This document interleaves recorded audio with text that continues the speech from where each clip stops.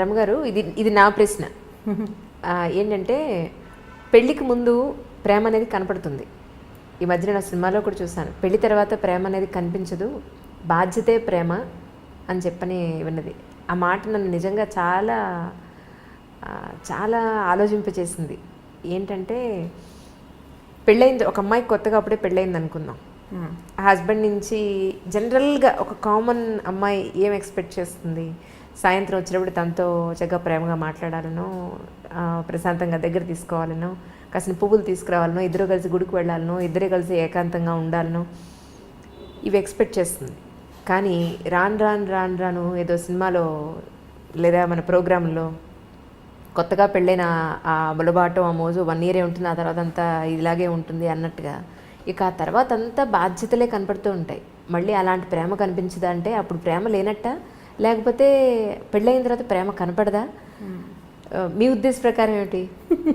మీరు 80s ప్రేమ కథలు అడుగుతున్నారు, లేటెస్ట్ కాదు ఇది. మా వాళ్ళదంటే నువ్వు ఇంకా అక్కడే ఉండిపోయావు. నిజం.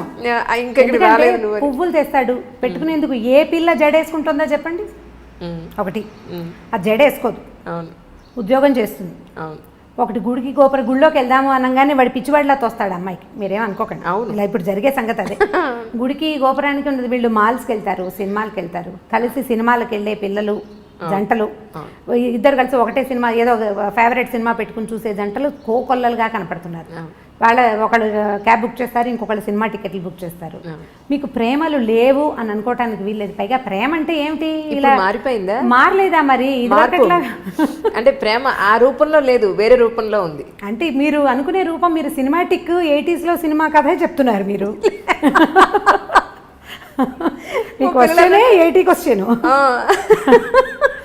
ఎవరు చేస్తున్నారు? సరే, ఇప్పుడు ప్రేమలు ఎలా ఉన్నాయి? ఇప్పుడు ప్రేమలు అంటే, ఇప్పుడు మీరు ఒక కుర్రాడు అర్లీగా ఇంటికి రావటం అనేది ఈ రోజుల్లో సాధ్యపడే సంగతి కాదు. వాడి గవర్నమెంట్ జాబ్ ఉండి, గవర్నమెంట్ ఉద్యోగము, పబ్లిక్ సెక్టర్ అంటే ఇప్పుడు అక్కడి నుంచి రావాలి కదా.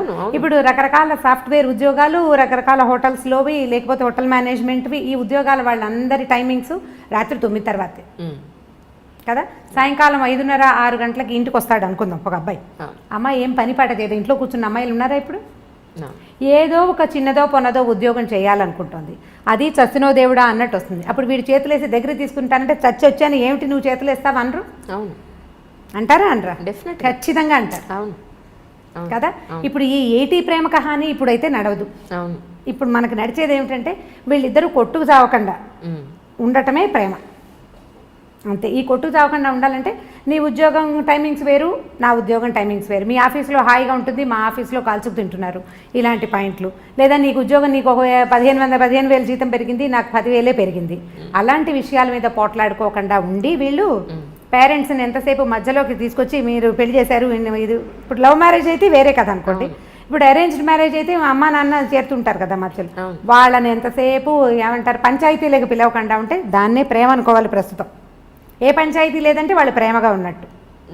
మీకు ప్రేమ అంటే ఇబ్బంది పెట్టకుండా ఉండటము ప్రేమ, అంతేగాని సినిమా చూపించటమో, బయటికి తీసుకెళ్ళటమో, ఏదైనా తినిపించటమో దాన్ని పూర్తి స్థాయి ప్రేమగా అనుకోవడం మనకి వీల్లేదు. ఇప్పుడు ఇబ్బంది పెట్టకూడదు, సతాయించకూడదు, ఎంతో కొంత హెల్ప్ఫుల్గా ఉండటం, దాన్నే ఈ రోజుల నాటికి ప్రేమని అనుకోవాలనిపిస్తుంది నాకు. ఇప్పుడు అమ్మాయి ఏదో ప్రెగ్నెన్సీ, ఆఫీస్కి వెళ్తుంది, ఎట్లా కష్టపడి వెళ్తుంది, దానికి కొంచెం హెల్ప్ చేయటం, కొంచెం పని చేయటం. ఆ అమ్మాయి వచ్చేసరికి పనులు పేర్చి ఉంచకుండా కొంత పని అయినా చేసి కూర్చోబెట్టి వీడే సరుకులు కొనుక్కొచ్చి అవన్నీ చేయక్కర్లేదు, కొంత హెల్ప్ చేస్తే చాలు. మనం ఎలా తెలుసుకుంటున్నామంటే అడ్వర్టైజ్మెంట్స్లో కూడా అవే కనిపిస్తాయి. అమ్మాయి కాళ్ళు చాపుకొని కూర్చుంటే మొగుడు ఇల్లు వాకిలి తుడుస్తూ కనిపిస్తాడు. అది చూసి వీళ్ళు నువ్వు అలా తుడవట్లేదు అంటే ఎవరు తుడుస్తారు? ఎక్కడైనా జరుగుతుందా అట్లా? ఎక్కడా జరగదు. నువ్వు ఒళ్ళంచకుండా కాళ్ళు చాపు కూర్చుంటే నీకు నార్మల్ డెలివరీ ఎలా అవుతుంది? నువ్వు పిల్లడికి పాలిచ్చి ఎలా పెంచుకుంటావు? నువ్వు 4 పనులు చేసుకుంటేనే బాగుంటుంది. పనులు 4 చేసుకుంటే అన్ని రకాల పనులు చేసి నువ్వు చెయ్యలేని పనికి అతని సహాయం తీసుకోవాలి. చేయగలిగే పనులకి సహాయం తీసుకుని కాళ్ళు చాపు కూర్చోవాలంటే ఏం పద్ధతులు అవి? దాన్ని ప్రేమ అని అనడానికి వీల్లేదు, ఓవరాక్షన్ అని. అంత ఓవరాక్షన్ చేయక్కర్లేదు. ఇబ్బంది పెట్టకుండా ఉండటమే ప్రేమ అని నేను భావిస్తాను. స్టవ్ మీద పాలు పెట్టాం, పాలు పొంగుతున్నాయని హాల్లో నుంచి చెప్పకూడదు. ఆవిడేదో పని చేసుకుంటుంటే మగవాడు వెళ్ళి స్టవ్ ఆపాడండి, అది ప్రేమ. లైటు ఫ్యాన్ వదిలేసావు, అని అనకుండా వీళ్ళు అటు నుంచి వస్తూ ఫ్యాన్ లైట్ ఫ్యాన్ వదిలేసి చాలామంది ఏం చేస్తారంటే అక్కడ చూసి వచ్చి హాల్లోకి వచ్చేసి ఆ గదిలో లైట్ ఫ్యాన్ ఎవరి కోసం తిరుగుతున్నాయి అని అడుగుతారు. అవును కదా, దాన్ని ప్రేమ అనరు. ఆపేసి ఫ్యాన్ వదిలేసి వస్తున్నావు కరెంట్ వేస్ట్ అని క్లాస్ తీయచ్చు, దీన్ని ప్రేమ అనిపించుకుంటుంది. కొంచెం క్లాస్ తీసే ప్రేమ పర్వాలేదు, ప్రైవేట్ క్లాసులు తీసే ప్రేమలు కూడా కొన్ని ఉంటాయి. నువ్వు అన్నీ ఇలాగే చేస్తున్నావు ఈ మధ్య అని వాళ్ళు ఆ పని చేసేసి చెప్పడం. ఇప్పుడు ఇది కూడా చేయకుండా ఏమీ చేయకుండా ఉంటే మాత్రం దాన్ని ప్రేమ అనడానికి వీల్లేదు. ఇంత మాత్రం ప్రేమని ఈ రోజుల్లో ఎక్స్పెక్ట్ చేయొచ్చు. అంతేగాని సినిమాటిక్గా సాయంకాలం అయ్యేసరికల్లా వచ్చేసి మనకు పనులు చేసి పెట్టేసి మన బయటికి తీసుకెళ్ళేసి వాడు ఎంత చచ్చిపోతున్నారు. ఇవాళ రేపు ఉద్యోగాల్లో ఎంత స్ట్రగుల్ అవుతున్నారు.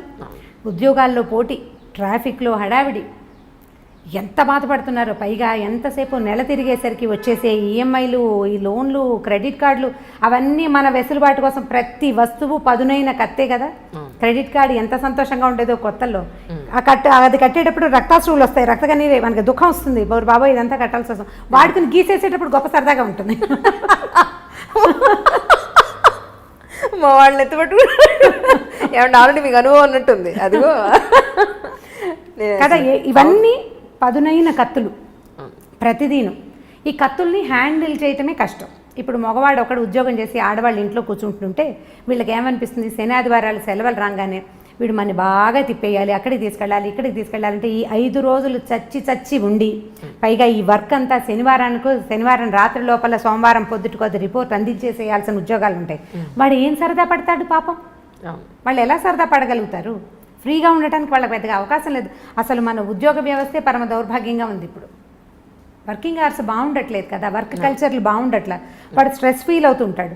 వాళ్ళు ఏమనుకుంటారు, మగవాళ్ళు ఏమనుకుంటారు, వీళ్ళు మనని రిలాక్స్ చేయాలి, ఆడవాళ్ళ వల్ల రిలాక్సేషన్ రావాలంటే. ఇప్పుడు నేను సినిమాటిక్ మంత్రదండం, ఇది కూడా 80s 70sలో హీరోయిన్లు ఎన్ని కష్టాలైన పడి ఇంటికి వచ్చేసరికల్లా చక్కగా శుభ్రమైన ఇల్లు, తెల్లటి పక్కలు, మల్లె పువ్వులు లాంటి మంచాలు, ఇలాంటివి చాలా చదివేవాళ్ళం చిన్నప్పుడు. అలా మంత్రదండం లాగా చేయటము ఆడవాళ్ళ వల్ల కాదు. సో 70s 80s ప్రేమ కథలు, అప్పట్లో ఉండే ప్రేమలు మనం తెలుసుకునేవి. మన ఇళ్లలో మనం చూసే మహాంజలి, మీరు ఆలోచించి చూడండి. 80sలో మన అమ్మ నాన్న, 80sలో మనం చిన్నపిల్లలం కదా, మన అమ్మ నాన్న, మన అక్క బావ, మన మామయ్య, మన అత్తయ్య, పోనీ బాబాయ్ పిన్ని, ఇలా సినిమాటిక్గా ఉన్నారా? ఆలోచించి చూడండి. లేరు. అప్పుడు బాధ్యతలు, పనులు విపరీతంగా, పనే పాట. ఇప్పుడు మనకి ఏమీ లేవు పనులు. మగవాళ్ళకి పనులు తక్కువే, ఆడవాళ్ళకి పనులు తక్కువే. మనకి విపరీతంగా ఉన్నది డ్రైవింగ్, పొల్యూషన్, స్ట్రెస్, ప్రతిదానికి అవే హెచ్చుగా ఉన్నాయి. మరి ఇప్పుడు అప్పట్లో బాధ్యతల వల్ల ప్రేమలు తక్కువగా ఉండేవి, సినిమాటిక్ ప్రేమలు లేవు. ఇప్పుడు స్ట్రెస్ వల్ల సినిమాటిక్ ప్రేమలు తక్కువగా ఉంటున్నాయి. మనం స్ట్రెస్సే ఎక్కువ తీసుకుంటున్నాం. ఇప్పుడు శని ఆదివారాలు ఉన్నాయనుకుందాం మన దగ్గర, పోనీ ఒక ఆదివారం ఉంది, దాన్ని సగం చేసుకోవడానికి ట్రై చేయండి. మనం ప్రేమని కొంచెం సినిమాటిక్గా సాధించగలుగుతాం.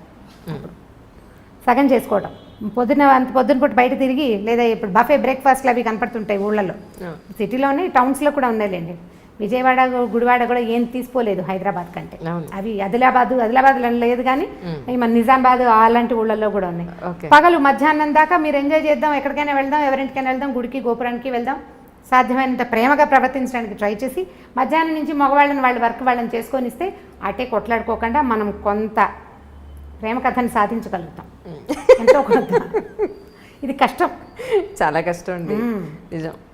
పని పూర్తి చేసేసుకోండి, తర్వాత నేను బజార్ వెళ్దాము అని పాతకాలపు హీరోయిన్లలాగా మనము చెప్పలేకపోతాం. రుసరుసలాడుతూ ధుమధుమలాడుతూ ఉంటాం. వారం నుంచి చూస్తున్నాను, నువ్వు ఎప్పుడు పని పెట్టుకుంటావు, దిక్కుమాలిన ఆఫీసు. అయితే అదే దిక్కుమాలిన ఆఫీసు మనకి అన్నాన్ని, పువ్వుల్ని, వీటిని ఇస్తుందని మనం అనేటప్పుడు మనకు గుర్తురాదు. న్యాచురల్ కదా. నేను చెప్పలేదు ఆ నోరు పదునుగా ఉంటుందని, నాలిక బహుపదునైనది. అది ఏమంటుందో దానికే తెలియదు ఒక్కొక్కసారి.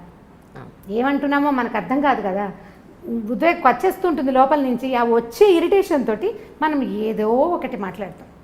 అవన్నీ రేపొద్దున ఆయుధాలుగా మన మీదే సంధించబడతాయి. నువ్వే మానేమన్నా ఉద్యోగం అంటే, వెధ ఉద్యోగం మానేసేయి అంటాం అనుకోండి.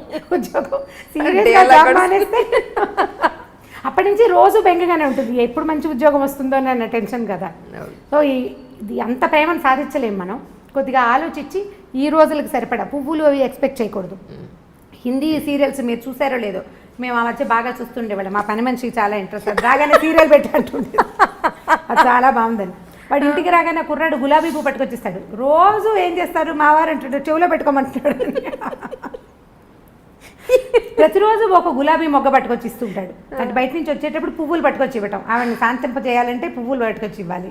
మా పని మనిషి అడిగేది, అమ్మ మనం ఒక మూర కొంటే సరిపోతుంది, ఈ బంచి 100 ఉంటుంది కదా, మూర 10 రూపాయలకి వస్తుంది. అవును, తమిళ సినిమాల్లో కనిపిస్తాయి పువ్వులు పట్టుకొచ్చి ఇస్తూ ఉండటం. ఇవాళ రేపు మన సినిమాల్లో చాలా తగ్గిపోయినాయండి సినిమాటిక్ వేషాలు. సినిమా వాళ్ళు కూడా ఇవాళ రేపు వేయటం మనం ఎందుకు మానేశారు. మీరు ఆలోచించండి, నాకు అస్సలు గుర్తులేదు. నేను బాగా ఆలోచిస్తాను. నేను మా చిన్నక్కయ్య దగ్గర ఉండేదాన్ని. మా బావ ఎప్పుడైనా పువ్వులు తెచ్చిచ్చిన సంఘటనే నాకు జ్ఞాపకం రాదు. బాగా ఎంత ఆలోచించిన అవి చూసినప్పుడల్లా అనుకుంటాం, మా అక్కయ్యలు బావలు ఏమిటి ఇలా ఎప్పుడు చేయలేదు. ఇప్పుడు ఎలా చేస్తారు, ఇప్పుడు కూడా చేయరు కదా, అది చేయలేం. ఓకే, అవి కేవలం సినిమాటిక్ థింగ్సే. అప్పుడప్పుడు ఒక్కొక్కసారి జరుగుతాయి జీవితంలో. బట్ అదే ఇప్పుడు మన దగ్గర అయితే క్యాండిల్ లైట్ డిన్నర్కి తీసుకెళ్తాము, డిన్నర్లకు తీసుకెళ్ళి ఇంకెక్కడికో తీసుకెళ్తాము, ఇంకేదో చేయటం. ఆల్ సినిమాటిక్ యూనో, అంతే. నిజంగా అండి. అవి ఒకవేళ అవి చేసినా కూడా ఏమిటో విచిత్రంగా విడ్డూరంగా జరగకూడని సంఘటన ఏదో జరుగుతున్నట్టు అలా అనిపిస్తుంది. నిజంగా రమ్మగారు చాలా సంతోషంగా ఉంది. ఏంటంటే ప్రతి మనిషి జీవితంలో వచ్చి వెళ్ళే ప్రతి సంఘటన మనం ఆల్మోస్ట్ పుట్టినప్పటి నుంచి పెళ్ళై వృద్ధాప్యం వరకు అన్నీ మాట్లాడుకున్నాం. ఎన్నో తెలియని విషయాలు. మీరు వృద్ధాప్యం విషయాలు మాట్లాడలేదు. ఇప్పుడు ఉంది, అదొక్కటే ఉంది, అదొక్కటే పెండింగ్ ఉంది. వృద్ధాప్య విషయంలో మాట్లాడాలి. యాక్చువల్లీ పిల్లలు పెద్ద అయిపోయి ఒక కపుల్కి పెళ్ళైన తర్వాత పిల్లలు, వాళ్ళ చదువులు, వాళ్ళ ఉద్యోగాలు, పెళ్ళిళ్ళు అయిపోయి వాళ్ళు వెళ్ళిపోయాక మళ్ళీ అల్టిమేట్గా మిగిలేది ఈ పేరెంట్స్ ఇద్దరే, వైఫ్ అండ్ హస్బెండ్స్ ఇద్దరే. వృద్ధాప్యంలోకి వచ్చేసి ఒక 60-70 ఏళ్ళలోకి ఎంటర్ అయిపోయిన తర్వాత వీళ్ళు ఎక్కడో ఉద్యోగాల నుండి పొరపాటున వీళ్ళ ప్రాణం పుట్టుకుమంటే వాళ్ళు వచ్చేంత వరకు ఉండే ఈ వెయిటింగ్ చాలా బాధగా ఉంది రమ్మగారు. చాలా చాలా అసలు తలుచుకుంటే భయం ఇస్తుంది నిజంగా. రాళ్ళపల్లి గారు ఇష్యూలో ఆయన నాకు ఇంటర్వ్యూ ఇస్తాను ఒక 10 రోజుల క్రితమే మాట్లాడాను ఆయనతోటి. ఇంకా చాలా నీరసంగా ఉంది అంజలి, ఇంకొక 10 రోజుల్లో చేద్దాం అన్నారు ఇంటర్వ్యూ. తనికెళ్ళ భరణి గారు అదే అన్నారు, ఆయన చనిపోయారమ్మా, ఇంటర్వ్యూ అవ్వలేదు కదా, చేస్తుంటే మాత్రం నీదే ఆఖరి ఇంటర్వ్యూ అయి ఉండేది. ఇప్పుడు వాళ్ళ అమ్మాయి కోసం ఎదురు చూపులు, ఆయన బాడీని మార్చరీలో పెట్టాం, ఆ అమ్మాయి రావాలి, ఈయన అంత్యక్రియలు జరగాలి అని. ఎన్ని రోజులు వెయిట్ చేస్తారో ఏమో మరి నాకు తెలియదు, కానీ 2 లేదా 3 రోజులు. చాలా బాధగా ఉంది. ఈ అమెరికాలో ఫారిన్ కంట్రీస్లో సెటిల్ అయ్యే పిల్లల పేరెంట్స్ అందరి దుస్థితి అదే. ఇప్పుడు ఇదివరకు అనేవాళ్ళు ఎలా బతికామనేది కాదు, ఎలా పోయామనేది ఇంపార్టెంట్. బతకటం ఒక రకమైన బతుకు అనుకోండి, ఎట్లా కొట్లా. ఈ చనిపోయిన తర్వాత అసలు ఇలాంటి మాటలు మాట్లాడడానికి కూడా కష్టంగానే ఉంటుంది. వాళ్ళ పిల్లలు రాలేదు అంటే ఆ బాడీని ఇంట్లో పెట్టుకునేందుకు, వాళ్ళు చివరి క్షణం దాకా జీవించిన ఇంటికి ఇక దాన్ని ఉంచకూడదు. ఇలాంటి దుస్థితి ఎవరికీ రాకూడదు అనిపిస్తుంది. మా కజిన్స్లో, చుట్టాల్లో, చుట్టుపక్కల ఎదురుకుండా ఇళ్లలో అసలు మేము ఉన్న లైన్కి, రాళ్లపల్లి గారి ఇంటి పక్కనే బిల్డింగ్లోనే ఉండేది. ఈ ఎదురుకుండా లైన్ అసలు వృద్ధాశ్రమాలు అంజలి. అవి అందరి ఇళ్లలోనూ ఓన్లీ పెద్దవాళ్లే ఉన్నారు. పిల్లలందరూ ఫారిన్లో సెటిల్ అయ్యారు. ఈ పెద్దవాళ్ళు ఓపికగా ఉన్నన్నాళ్ళు సంవత్సరం వెళ్ళొస్తూనే ఉంటారు. 6 నెలలు ఉండొస్తారు, 6 నెలలు ఇంటికి వచ్చి ఇక్కడ ఉంటుంటారు. ప్రతి సంవత్సరం లేదా సంవత్సరం 2 ఏళ్ళు ఉండిపోయి మధ్యలో ఎప్పుడో ఇక్కడికి వచ్చినప్పుడు వీళ్ళల్లో ఒకళ్ళు పోతే రెండో వాళ్ళ పరిస్థితి వర్ణనాతీతం.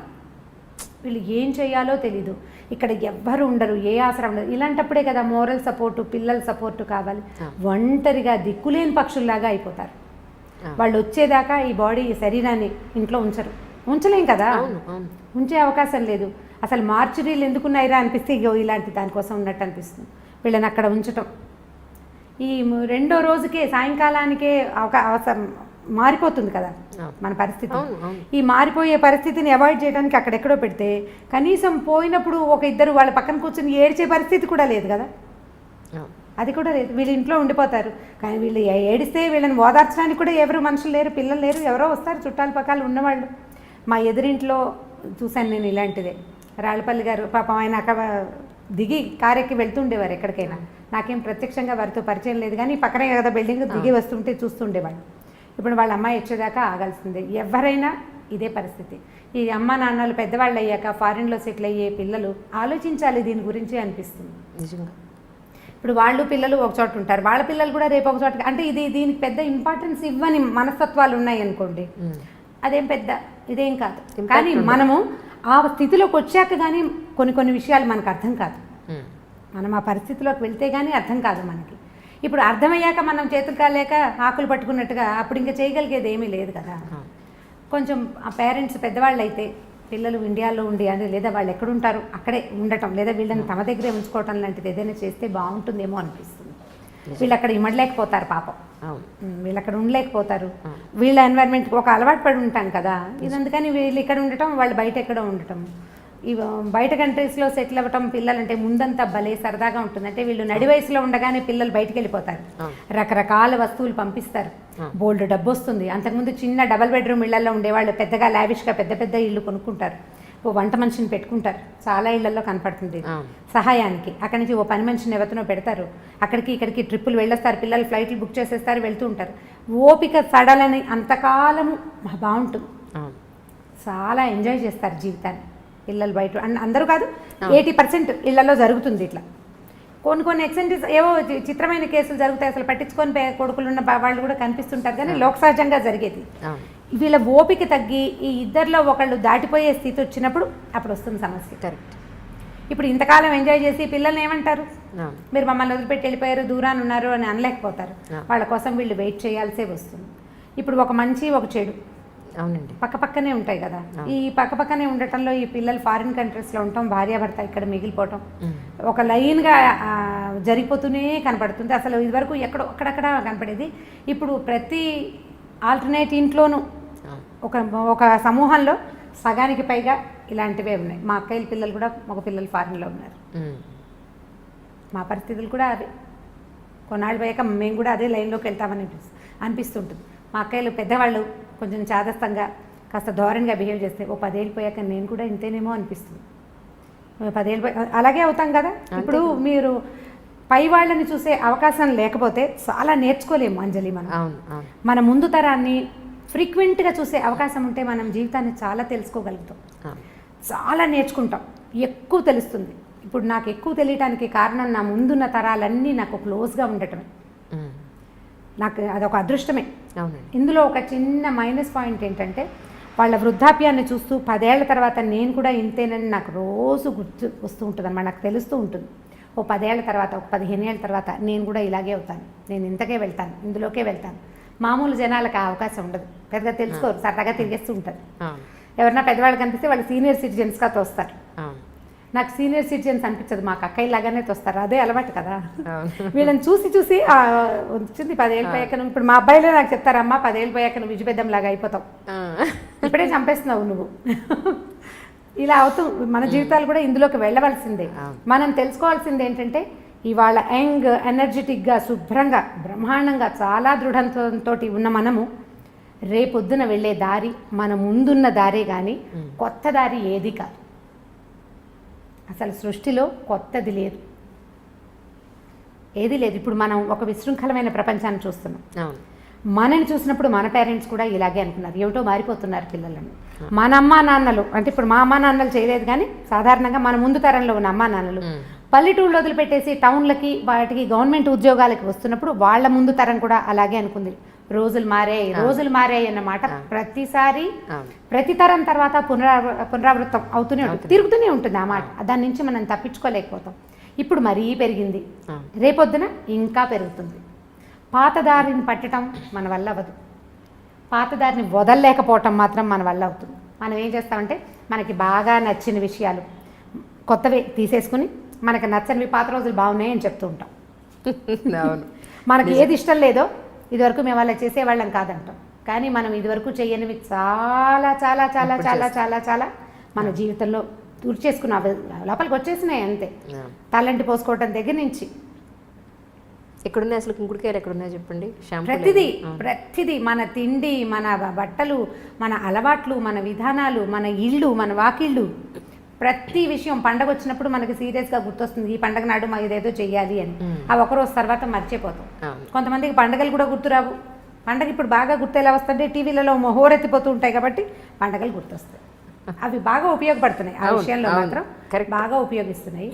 ఇది మంచిగా చెడు అంటే మంచి చెడు కూడా అన్ని పదునైన కత్తులే కదా, ప్రతిదీ పదునైన కత్తే. ప్రతి దాన్ని మనం జాగ్రత్తగా వాడుకోవాల్సిందే అంతే.